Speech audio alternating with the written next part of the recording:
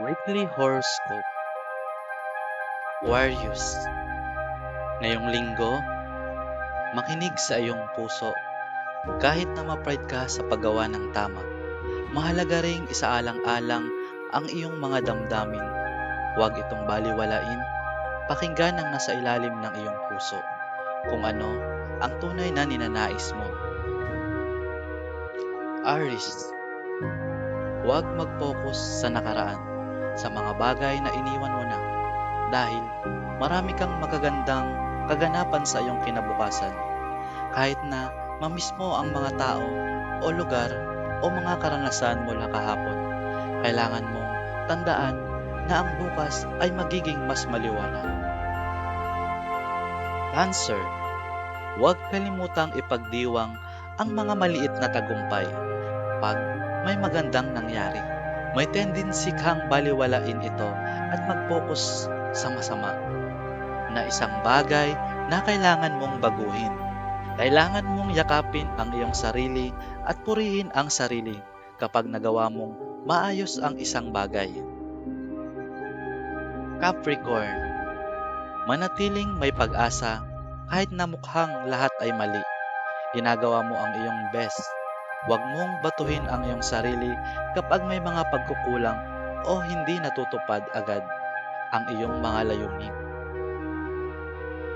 Gemini, bigyan mo ang iyong sarili ng pahintulot na magpahinga ng mas matagal kaysa karaniwan mo. Huwag mong sabihin sa iyong sarili na kailangan mong kumita ng pahinga dahil nararapat mo nang matanggap ito. Hindi ka pwedeng laging magmadali. Kailangan mong magpahinga paminsan-minsan. Kailangan mong huminga ng malalim. Leo, tiwala sa iyong mga instincts. Kung may masamang pakiramdam ka tungkol sa isang sitwasyon, alisin mo ang iyong sarili dito. Huwag kang mag-stay dahil natatakot ka na baka sobra kang nag-aalala. Mas magaling kang magbasa ng sitwasyon kaysa sa iniisip mo. Kaya kung pakiramdam mo ay hindi ka komportable, maaari kang umalis dito.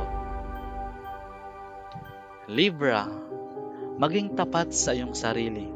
Huwag hayaang baguhin ng peer pressure ang iyong ugali. Huwag mong isipin na kailangan mong maging ibang tao upang makasundo ang karamihan. Dapat kang maging totoo sa iyong sarili dahil hindi importante kung ano ang iniisip ng buong mundo. Pisces, maglaan ng oras para tuparin ang iyong mga layunin.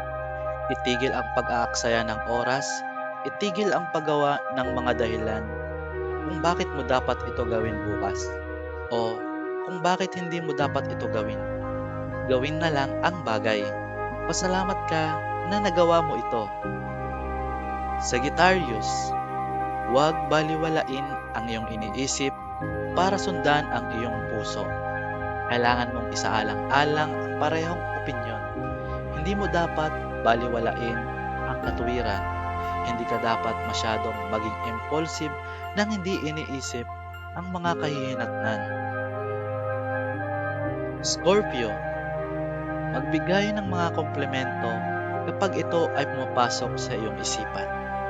Huwag mong pigilan ang iyong sarili dahil natatakot kang maging labis. Hindi mo alam kung sino ang mga kailangan ng mga salitang nais mong sabihin. Maaari itong magpasaya ng araw, linggo o buwan ng iba. Kaya ikalat ang pagmamahal. Virgo, iwanan ang iyong karaniwang routine kahit gusto mong sumunod sa mga ritual. May mga pagkakataon na maaari mong maramdaman ang pagkabagot. Upang baguhin ito, gawin ang isang bagay na labas sa karaniwang gawain. Isang bagay na biglaan at masaya. Gumawa ng mga pagbabago. Taurus, huwag pansinin ang mga opinyon ng iba. Hindi mahalaga kung ano ang sasabihin ng ibang tao tungkol sa iyong mga desisyon dahil ito ay iyong buhay. Hanggat ang iyong mga pagpapasya ay nagdadala sa iyo ng kaligayahan, at hindi mo nasasaktan ang sino man sa proseso. Dapat kang ipagmalaki kung ano ang iyong ginagawa. Ang sinasabi ng iba ay hindi talaga mahalaga sa huli.